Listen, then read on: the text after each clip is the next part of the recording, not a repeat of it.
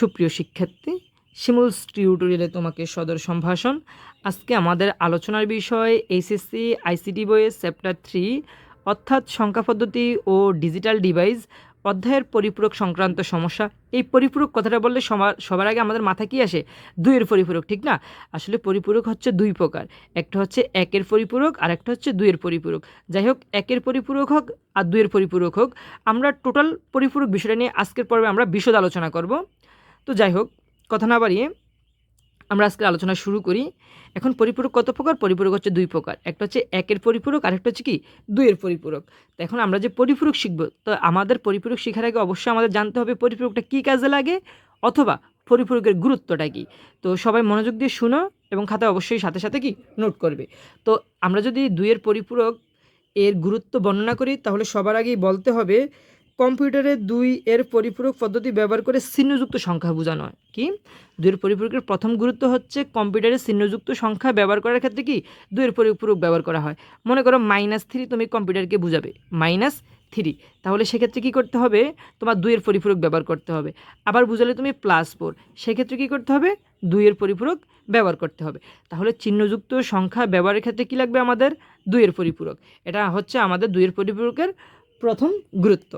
এরপরে আবার দেখো, 2 এর পরিপূরকের পদ্ধতিতে আমরা কি যোগের মাধ্যমে বিয়োগের কাজ করতে পারবো। যোগের মাধ্যমে বিয়োগের কাজ করতে পারবো। তাহলে 2 এর পরিপূরকের আরেকটা গুরুত্ব হচ্ছে আমরা যোগের মাধ্যমে কি বিয়োগের কাজ করতে পারবো। তারপর আরেকটা গুরুত্ব হচ্ছে 2 এর পরিপূরক পদ্ধতিতে সার্কিটকে সরলীকরণ করা হয়। কেন সার্কিটকে সরলীকরণ করা হয়? দেখো, খুব সুন্দর একটা বোঝার জিনিস। তো যেহেতু তুমি যোগের মাধ্যমে বিয়োগের কাজ করতেছো, তার মানে তুমি যদি দুইটার মাধ্যমে দুইটা কাজ করতে, মনে করো মাইনাসের জন্য একটা সার্কিট ব্যবহার করতে আর প্লাসের জন্য আরেকটা সার্কিট ব্যবহার করতে পারতা। যেহেতু তুমি যোগের মাধ্যমে বিয়োগের কাজটা করতেছো, তার মানে কি তোমার প্লাসের সার্কিট দিলেই তো হয়। যোগের মাধ্যমে যেহেতু বিয়োগের কাজটা হয়, তার মানে আমার মাইনাসে কি অতিরিক্ত সার্কিট প্রয়োজন হয় না। তার মানে এই কারণেই বলছে তোমাকে কি করতে হয়, এর দ্বারা কি সার্কিটের সরলীকরণ করা যায়। তো বিয়োগের কাজটা কি যোগের মাধ্যমে সারানো যায়, তার মানে শর্টকাটে কাজটা করা যায়। এর পরবর্তী গুরুত্ব হচ্ছে 1 এর পরিপূরক ও প্রকৃত মান গঠনের জন্য +0 ও -0 এর জন্য আলাদা আলাদা মান পাওয়া যায়, যা জটিলতা সৃষ্টি করে। কিন্তু 2 এর পরিপূরক গঠনের ক্ষেত্রে কি এই জটিলতা দেখা যায় না। তো তুমি যদি প্লাসের কাজ আলাদা করো, মাইনাসের কাজ আলাদা করো, সেক্ষেত্রে কি একটা জটিলতা সৃষ্টি হয়। তো তুমি যদি 2 এর পরিপূরক ব্যবহার করো, যেহেতু যোগের মাধ্যমে দুইটার কাজই হচ্ছে, তার মানে কি তোমার একটা সার্কিটের মাধ্যমে দুইটার কাজে সেরে গেল, তার মানে জটিলতাটা কম হলো। এরপরে একদম সর্বশেষ যদি বলতে হয় 2 এর পরিপূরক গুরুত্ব হচ্ছে 2 এর পরিপূরক ব্যবহারের ফলে কম্পিউটারের ভিতরে যেহেতু সার্কিট কম প্রয়োজন হয়, যেহেতু দুইটা সার্কিটের কাজ একটা সার্কিটে সেরে যায়, তার মানে কি তোমার ভোল্টেজও কম লাগবে বা ভোল্টেজও অপচয় কী হবে? কম হবে। এই ছিল 2 এর পরিপূরকের গুরুত্ব। তো যাই হোক, কথা না বাড়িয়ে আমরা এবার মূল আলোচনায় চলে আসি। তো এখন তোমাকে বললো, মনে করো, আচ্ছা এটাকে আমরা জেনে নেই পরীক্ষা সাধারণত 2 এর পরিপূরকটা কীভাবে আসে। তো মনে করো তোমাকে এই দুইটা সংখ্যা দিল, 16 হেক্সাডেসিমেলের সংখ্যা এবং 28 ডেসিমেলের সংখ্যা। এই দুইটা প্রশ্নটা এইভাবে আসতে পারে যে এই দুইটি সংখ্যার ভিতরে কী করো, 2 এর পরিপূরক ব্যবহার করে 2 এর পরিপূরক ব্যবহার করে দুইটা সংখ্যার পার্থক্য নির্ণয় করো। অথবা আরেকটা আসতে পারে যোগের মাধ্যমে এই দুইটা সংখ্যার পার্থক্য নির্ণয় করো। অথবা আসতে পারে যোগের মাধ্যমে এই দুইটা সংখ্যার বিয়োগ করো। এভাবে আসতে পারে, ঠিক আছে? তো এখন আমরা দেখো আলোচনা করি। তো এখন এই আমাদের দুইটা সংখ্যা দেওয়া হচ্ছে, একটা হচ্ছে হেক্সাডেসিমেলে তোমার 16 আর একটা হচ্ছে ডেসিমেলে 28। তো দেখো আমরা ধাপগুলো কি আমি আগে লিখে ফেলেছি। যখনই আমরা 2 এর পরিপূরক করব, তখন আমাদের এই ধাপগুলো অনুসরণ করতে হবে, তাহলে কি 2 এর পরিপূরকটা সুন্দরভাবে সমাধান করা যাবে। তো প্রথম ধাপে আছে কি ক্ষুদ্রতম সংখ্যা নির্ণয় করা। তোমাকে দুইটা সংখ্যা দেওয়া হয়েছে, এই দুইটা সংখ্যার ভিতরে ক্ষুদ্রতম সংখ্যা কোনটা তোমাকে সবার আগে সেটা জানতে হবে। তো যদি সেটা জানো, তাহলে কি আমরা কাজটা সহজ হয়ে যাবে। তো এখন দেখো, একটা হচ্ছে 16 আর একটা হচ্ছে কত 28। এখন আমাদের জানতে হবে এই দুইটা সংখ্যার ভিতরে ক্ষুদ্রতম সংখ্যা কোনটা। তো দেখো, আমরা ক্যালকুলেটরের সাহায্যে কী করবো, হেক্সাডেসিমাল সংখ্যাটাকে এখন আমরা ডেসিমেলে রূপান্তর করব। তো যদি প্রত্যেক সংখ্যাকে কি আমরা ডেসিমেলে রূপান্তর করলে কিন্তু আমরা পার্থক্য বুঝতে পারবো কোন সংখ্যাটা বড় এবং কোন সংখ্যাটা ছোট। কারণ আমরা বাস্তবিক জগতে কি ডেসিমেল সংখ্যার সাথে অভ্যস্ত, এই কারণে আমরা সহজে ছোট বড় নির্ণয় করতে পারবো। তো আমি আমার বিগত পর্বগুলোতে দেখেছি কিভাবে ক্যালকুলেটরের মাধ্যমে কি করতে হয়, সংখ্যা পদ্ধতিতে রূপান্তর করতে হয়। আমি আমার কি বিগত পর্বগুলোতে দেখিয়েছি। তো এখন দেখো, সংখ্যাটা হচ্ছে হেক্সাডেসিমেল। তো আমার আনতে হবে কিছু সংখ্যাটাকে আনতে হবে আমার তোমার ডেসিমেলে। তাহলে আমরা এখান থেকে ডেসিমেল সিলেক্ট করব। তো যারা দেখো নাই ভিডিওটা অবশ্যই ভিডিওটা দেখে আসবে কীভাবে ক্যালকুলেটরের মাধ্যমে আমরা একটা সংখ্যা থেকে আরেকটা সংখ্যা রূপান্তর করি। তো উত্তরটা আসবে ডেসিমেলের সংখ্যাটা হচ্ছে হেক্সাডেসিমেল সংখ্যা। তাহলে আমরা হেক্সাডেসিমেল 2-তে আছে এবং এখানে 16। তাহলে আমাদের সংখ্যাটা আসে কত? ডেসিমেলে 22।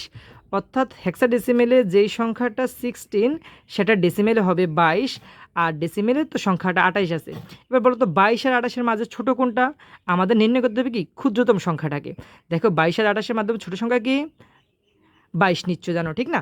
তাহলে আমাদের এখন কাজ হচ্ছে 2-এর পরিপূরকের কাজ। দেখো আমরা কি সুন্দরভাবে করব কাজটা। তো আমাদের যেহেতু দুইটা সংখ্যার পার্থক্য নির্ণয় করতে হবে, তার মানে আমাদের লিখতে হবে 28 মাইনাস 22। পার্থক্য মানে তো বিয়োগ, এটা আমরা জানি, ঠিক না? এখন এটাকে কি এইভাবে লেখা যায় না? আমি ক্ষুদ্রতম সংখ্যাটা কেন নির্ণয় করব?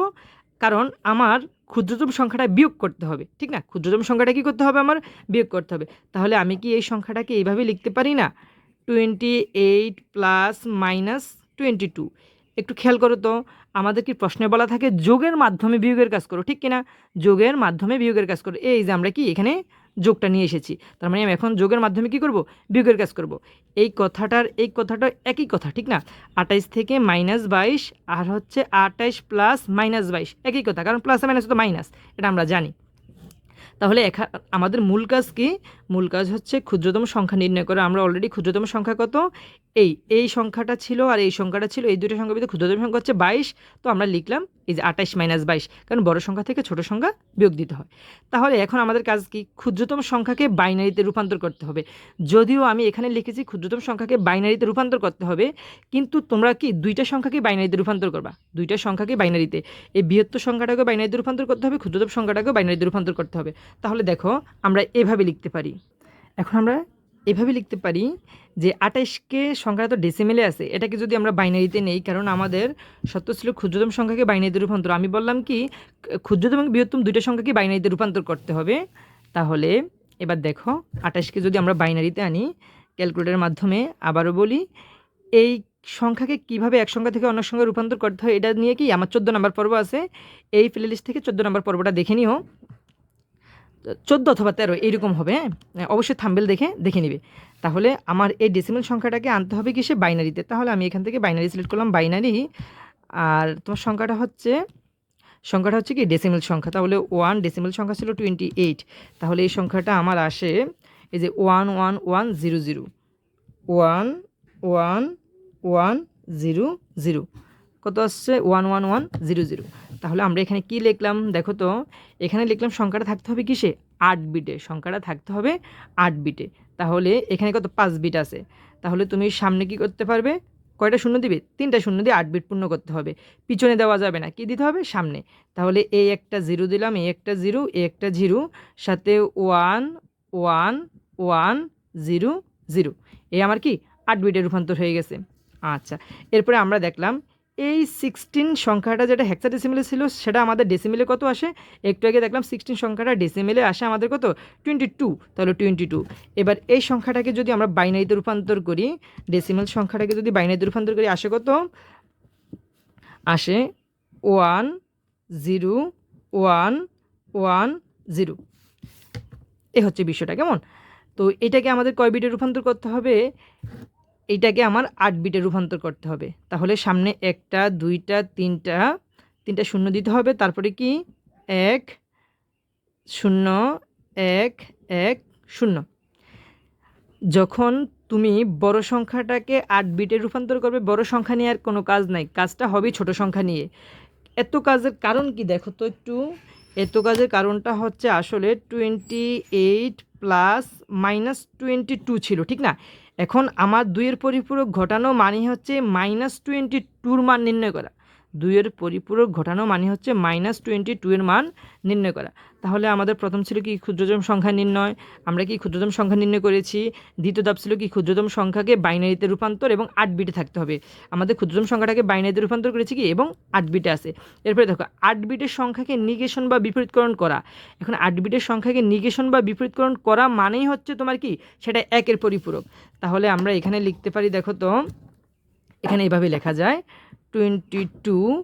এইটাকে যখন আমি 8 বিটে রূপান্তর করেছি তখন কি ছিল দেখো তো, 22কে 8 বিটে রূপান্তর করেছিলাম ছিল 0 0 0 1 0 1 1। 0। 1 2 3 4 5 6 7 8। এখন নিগেশন মানে হচ্ছে বিপরীতকরণ করা। নিগেশন মানে হচ্ছে বিপরীতকরণ করা। আমার টার্গেট হচ্ছে -22 এর মান নির্ণয় করা। এই যে এখানে যে ধাপগুলো আছে, ধাপগুলো অনুসরণ করা মানেই আমার -22 এর মান বের হবে। কোনটার মান? -22। কিন্তু এখানে আছে শুধু 22, ঠিক না? তাহলে এবার আমি কি করব? নিগেশন করব। এখানে তোমার মূল হচ্ছে এই ধাপটা, মূল হচ্ছে ধাপগুলো মনে রাখলে 2 এর পরিপূরকটা অনেক সহজ। তাহলে এবার আমাদের কাজ হচ্ছে নিগেশনকরণ করা। এখন 0 এর বিপরীত কি?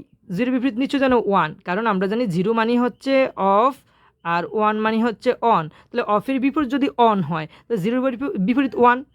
তাহলে 1 1 0 1 0 0 1। এই যে আমাদের 8 বিট বের হয়েছে এবং বিপরীত করা, তার মানে এইটাই হচ্ছে কি 1 এর পরিপূরক। 1 এর পরিপূরক। এবার দেখো তো 1 এর পরিপূরকের সাথে যদি আমরা 1 যোগ করি, 1 এর পরিপূরকের সাথে যদি আমরা 1 যোগ করি +1, তাহলে কি এটা 2 এর পরিপূরক হয়? 1 এর পরিপূরকের সাথে 1 যোগ করা মানে কি 2 এর পরিপূরক। তাহলে এতক্ষণ পর্যন্ত ছিল 1 এর পরিপূরক, আর এখন করবো আমরা 2 এর পরিপূরক। তার সাথে 1 যোগ করা মানে কি 2 এর পরিপূরক। দেখো 1 এ 1 এ যোগ করলে কত হয় আমরা জানি 10 হয়, ঠিক না? 10 এর শূন্য হাতে আছে 1, ওই 1 এর শূন্যে 1 0 1 0 1 1 1। এই যোগ করে যেটা পেলাম এটা হচ্ছে কি 2 এর পরিপূরক। 2 এর পরিপূরক। এরপরে এবার হচ্ছে আমাদের মূল কাজ। মূল কাজ ছিল কি আমাদের যোগের মাধ্যমে বিয়োগের কাজ করা, অথবা 2 এর পরিপূরকের মাধ্যমে কি দুইটা সংখ্যার পার্থক্য নির্ণয় করা। তো এখন দেখো 2 এর পরিপূরকের মাধ্যমে যে সংখ্যাটা পেয়েছি মূলত সেটি হচ্ছে মাইনাসের যে সংখ্যাটা, অর্থাৎ ক্ষুদ্রতর যে সংখ্যাটা থাকে ওই সংখ্যাটার মান। তাহলে 2 এর পরিপূরক পেয়েছিলাম কি আমরা এই সংখ্যাটা, ঠিক না? তাহলে সেটা হচ্ছে কি -22 এর মান, আর হচ্ছে কত 28। এবার দেখো আমরা যোগের মাধ্যমে কি বিয়োগের কাজ করব। তাহলে 0 আর 0 যোগ করলে কত হয় 0, 0 আর 1 যোগ করলে কত হয় 1, 1 এর 0 যোগ করলে কত হয় 1, 1 এর 1 যোগ করলে কত 10, 10 এর 0 হাতে আছে 1, ওই হাতের 1 আর 1 যোগ করলে হয় 10, 10 এর 0 যোগ করলে কত 10, 10 এর 0 হাতে আছে 1, 1 এর যোগ করলে হয় কত 1 এর যোগ করলে 10, 10 এর 0 হাতে আছে 1, আবার 1 এর যোগ করলে হয় 10, 10 এর 0 হাতে আছে 1, আর হচ্ছে 1 এ 1 এর যোগ করলে হয় 10। তো যারা এই যোগটা বুঝতেছো না, ঠিক এর গত পর্বটা অবশ্যই দেখে আসবে। আমরা ওইখানে কিভাবে যোগ করে সেটা নিয়ে বিশদ আলোচনা করেছি। তো দেখো, তো আমাদের ক্যালকুলেশন করলে কি আসে, আমরা কিন্তু এখানে যোগ করেছি, আসলে মূলত এই জায়গাটা আমাদের বিয়োগের কাজ হচ্ছে। এবার দেখো তো আমরা কয় বিট নিয়ে কাজ করেছিলাম, নিশ্চয়ই জানো আমরা 8 বিট নিয়ে কাজ করেছিলাম, ঠিক না? আমরা কাজ করেছিলাম 8 বিট নিয়ে। কিন্তু এবার গণনা করো তো 1 2 3 4 5 6 7 8 9।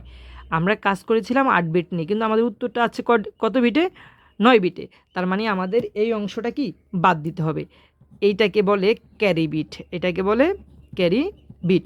এই অংশটা লিখতে পারবো না। তো এই অংশটা যেহেতু লিখতে পারবো না, এবার দেখো সামনে শূন্য লিখলে কি না লিখলে কি, সামনে শূন্যগুলো লিখলে কি না লিখলে কি, তাহলে আমরা বলতে পারি 28 + -22 = 1 1 0। এইবার দেখো তো এইটাকে যদি আমরা বাস্তবিক অর্থে ডেসিমেলে রূপান্তর করি তাহলে কি হয়। এটাকে যদি আমরা ডেসিমেলে রূপান্তর করি তাহলে আমাদের বাইনারি সংখ্যাটা 3-তে আসে, ডেসিমেলে 1 1 0 কত আসে 6 আসে। তাহলে এটাকে আমরা লিখতে পারি 6। এবার খুবই একটা ইন্টারেস্টিং বিষয়, দেখো তো আসলে প্রকৃত অর্থে 28 থেকে 22 বাদ দিলে কত হয়, 28 থেকে যদি আমরা 22 বিয়োগ করি তাহলে নিশ্চয়ই 6 আসে। এবার দেখো আমরা 2 এর পরিপূরকের মাধ্যমে যে উত্তরটা করেছি সেটার মানও কিন্তু 6 এসেছে অলরেডি, তার মানে আমাদের উত্তরটা সম্পূর্ণ কারেক্ট। তো 2 এর পরিপূরক যাদের কাছে একটু ভেজাল মনে হয় তারা অবশ্যই আমার এই সম্পূর্ণ ভিডিওটা সুন্দরভাবে মনোযোগ দিয়ে দেখবা, তাহলে আশা করি আর কোনো সমস্যা থাকবে না। যদি তারপরে সমস্যা থাকে অবশ্যই কমেন্ট বক্সে জানাবে। হ্যাঁ, নিশ্চয়ই আমি যদি এটাতে বোঝাতে একদম ব্যর্থই হই তাহলে পরবর্তী দরকার আমি এটা নিয়ে কি আরও একটা ভিডিও দেবো। তো আমি আশা করি সম্পূর্ণ ভিডিওটা সুন্দরভাবে বুঝবে। যদি তোমরা ধৈর্য সহকারে মনোযোগ দিয়ে দেখো। আর এটাতে সবচেয়ে বড় সুবিধা হচ্ছে কি, তোমার উত্তরটা হয়েছে কি না তুমি বাস্তবিক অর্থে চিন্তা করতে পারবে। বাস্তবিক অর্থে তুমি চিন্তা এই সংখ্যাটা এতটুকু উত্তর রাখলেই এনাফ। কিন্তু আমি এতটুকু করানোর কারণ কি, আমি তোমাকে আসলে দেখিয়ে দিয়েছি যে 28 থেকে যদি তুমি 22 বাদ দাও তাহলে কত, যেমন 6 আসে। দেখো তো এই সংখ্যাটার মান কিন্তু অলরেডি 6 আসছে, ঠিক না? তার মানে আমাদের ক্যালকুলেশনটা একদম সঠিক। তো সম্পূর্ণ ধন্যবাদ পুরো ভিডিওটা দেখার জন্য। যারা আমার চ্যানেলে নতুন, এখনও চ্যানেলটি সাবস্ক্রাইব করোনি, তারা অবশ্যই চ্যানেলটি সাবস্ক্রাইব করে দিবে এবং পাশে থাকা বেল আইকনটি বাজিয়ে দিবে।